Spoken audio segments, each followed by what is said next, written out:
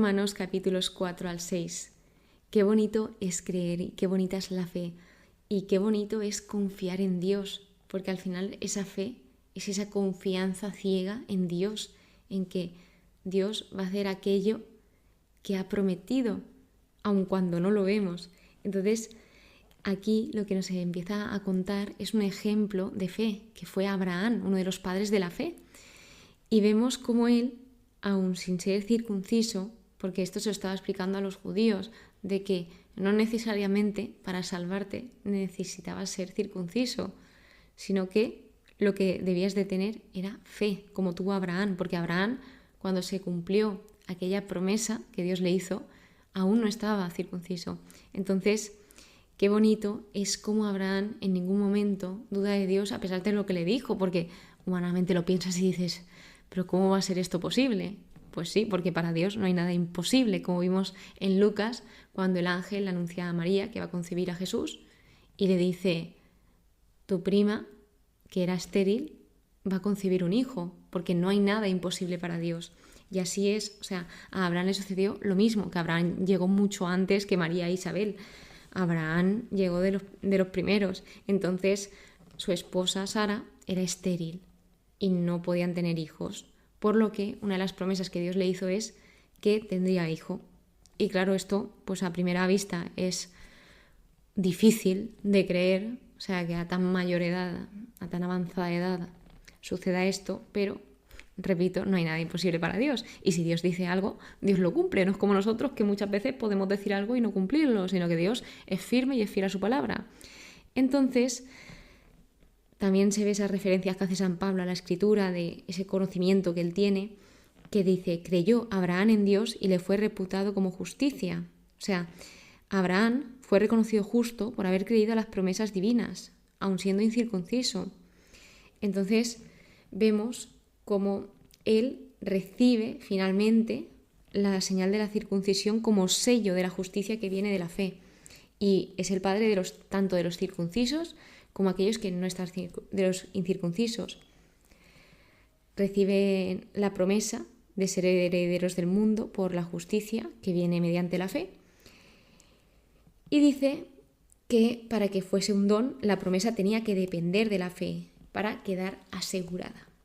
Así que dice, lo hizo Padre nuestro, el Dios a quien creyó, el Dios que da la vida a los muertos y llama a la existencia a las cosas que no existen. Y el versículo 18 es clave, porque dice, Abraham esperó contra toda esperanza, creyó y eso le valió para ser padre de muchas naciones. Su fe no vaciló. Ante la promesa divina no cedió a la duda, fortalecido en su fe, alabó a Dios, convencido de que Él es poderoso para cumplir lo prometido. Es decir, Abraham, confiaba tanto en Dios que dice, él espera, él cree, su fe no vaciló en ningún momento, no cedió a la duda, no empezó a dudar y a decir, pero esto será verdad, esto sucederá, sí, no.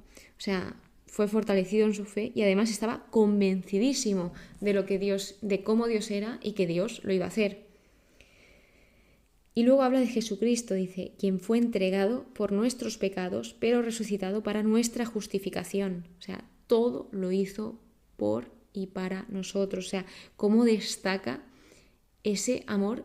Si os dais cuenta, aquí Dios nos está diciendo que nos ama indirectamente, diciéndonos, mi único hijo, mi unigénito, vino por y para ti, para que tú fueses libre y para entregarse por ti.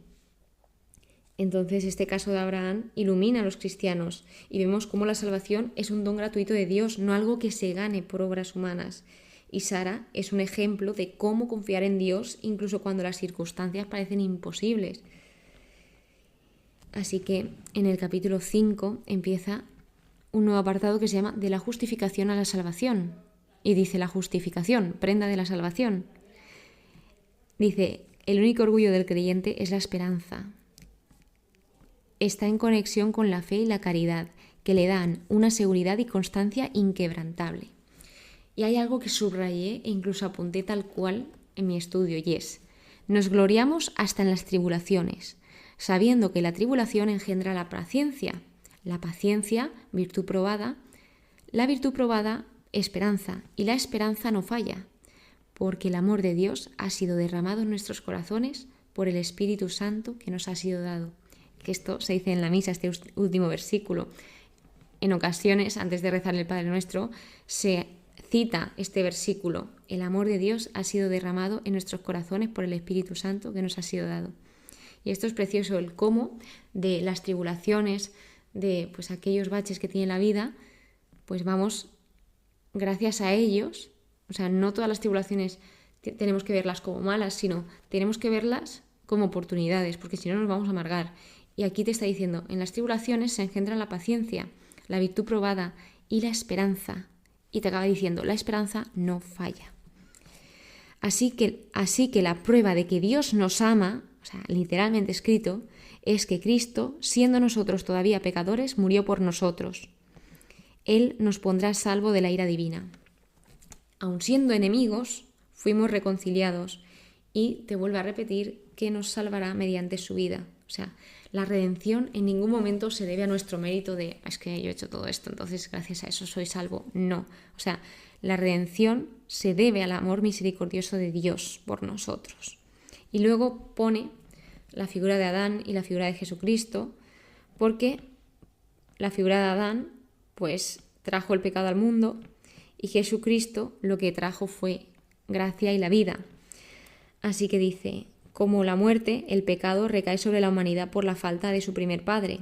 Cristo salva de la muerte, o sea, Cristo viene a arreglar todo aquello que el primer hombre destruyó. Así que dice, hubo pecado antes de la ley, pero el pecado no puede imputarse cuando no hay ley, ¿cierto? Como el delito de uno atrajo sobre todos los hombres la condenación, así también la obra de justificación de uno procura a todos la justificación que da la vida. La desobediencia de uno hizo a todos pecadores, sin embargo la obediencia de uno hizo a todos justos. O sea, también se ve cómo Adán y Jesucristo eran hombres completamente sin pecado desde el principio, y ambos hicieron cosas que repercutieron a toda la humanidad. Fijaos cómo la acción de una persona, puede repercutir a todos. O sea, por eso el cuidado de, no, si esto lo hago yo pero no hace daño a nadie más. Ojo, ojo con eso.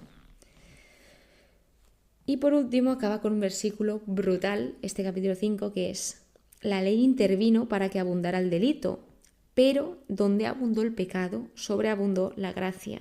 O sea, el pecado abundó bajo la ley, porque gracias a la ley vemos en qué fallamos, entre otras cosas, y la gracia vino bajo Jesús. Ojo, he de aclarar que propiciación, que es una palabra que se suele decir en estos capítulos, significa sacrificio sustituto, que es lo que hizo Jesús por nosotros, sustituirnos a nosotros. O sea, y vemos cómo Dios continuamente nos demuestra que nos ama. O sea, es que primero nos lo dice indirectamente y luego literalmente. O sea, la prueba de que Dios nos ama es que Jesucristo murió por nosotros para salvarnos. O sea, es increíble. Y por último, en el capítulo 6, habla de la vida en Cristo, del bautizo. Entonces, primero empieza San Pablo preguntando, ¿entonces debemos permanecer en el pecado? De ningún modo. Nosotros ya hemos muerto al pecado. Cuantos fuimos bautizados en Cristo Jesús, fuimos incorporados a su muerte. Es decir, que tú cuando te bautizas, te estás incorporando a la muerte de Cristo. Y de igual modo de que Cristo resucitó, nosotros vivamos esa vida nueva. O sea, Jesucristo fue crucificado a fin de que fuera destruida nuestra naturaleza de transgresión y que dejáramos de ser esclavos del pecado. Entonces, claro, aquel que está muerto queda libre de pecado, que es lo que viene a simbolizar ese bautismo, de que la muerte ya no tiene poder sobre Cristo y su muerte implica morir al pecado y su vida es un vivir para Dios. Así que lo que se nos dice es: no permitáis que reine el pecado. Ofreceos a Dios como si fueseis muertos que han vuelto a la vida, y vuestros miembros como instrumentos de justicia al servicio de Dios. Y de nuevo vuelve a plantear la pregunta: ¿podemos pecar? Y hace San Pablo: de ningún modo. La esclavitud al pecado conduce a la muerte, y la obediencia a Dios conduce a la justicia, conduce a la vida eterna. Repetidamente te está diciendo que el pecado es muerte, o sea, no te lleva a nada bueno. y que el seguir a Cristo es vida, porque Jesucristo es el camino, la verdad y la vida, te lo dice muy claro. Y el pecado engaña, o sea, el pecado es una mentira. Incluso, no sé si más adelante, pero voy a hacer un mini spoiler, y al final el pecado muchas veces como que transgiversa las cosas buenas y las hace malas. O sea, nos engaña y hay que llevar mucho cuidado. Entonces sabemos que el pecado conduce a la muerte y que la obediencia a Dios a la justicia, a la vida eterna. Libres del pecado y esclavos de Dios, dais frutos de santidad cuyo fin es la vida eterna. Así que en el bautismo morimos al pecado y resucitamos a una vida nueva en Cristo. O sea, otra de las cosas que se ve es que tú no puedes morir y levantarte sin cambiar tu vida. O sea, esto sería imposible. Fijaos, Pablo, o sea, San Pablo, cuando tuvo ese encuentro con Cristo, le cambió radicalmente la vida. La muerte es la única libertad que un esclavo conoce. Y otra de las frases que me ha apuntado que viene en el estudio es que la gracia que no cambia mi vida no salvará mi alma. Porque al final, pues ese encuentro con Cristo te lleva al arrepentimiento, a decir, ¿qué estaba haciendo yo antes de ti, Señor? Y bueno, o sea, es que San Pablo es una cosa loquísima. Y el cómo, pues él también demuestra esa importancia de conocer las Escrituras, conocer la palabra de Dios, estudiarla, indagar en ella, nos anima a tener una relación con aquel que nos ama tanto y él quiere que lleguemos a sentir ese amor tan grande de Dios hacia nosotros, porque Él te ama y te ama hasta el extremo. Muchísimas gracias por estar aquí, muchísimas gracias por escucharme, espero que pases muy pero que muy buen día y que Dios te bendiga.